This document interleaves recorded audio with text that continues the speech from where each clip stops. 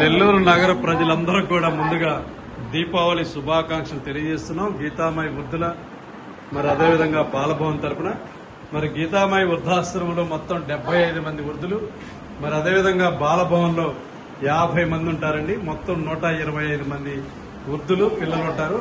మరి వీరందరూ కూడా దీపావళి సామాగ్రిని మన దాతలు ముందుకొచ్చి ఇవ్వవలసిందిగా ఈ యొక్క గీతామాయి వృద్ధాశ్రమం తరపున అభ్యర్థిస్తున్నాము. ఎందుకంటే ఇక్కడ అందరూ కూడా పెద్దవాళ్ళు ఉంటారు. వీరందరికి కూడా కాకరొత్తులు, మరి అదేవిధంగా భూచక్రాలు, చిచ్చుబుడ్డులు, ఏంటి ఇంకా ఇంకేం కావాలి,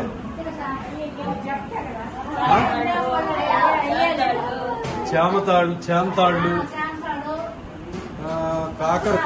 కాకరవత్తులు ఇలాంటివి కావాలని చెప్పి ఇక్కడ ఉన్నటువంటి వృద్ధులందరూ కూడా అడుగుతూ ఉన్నారు.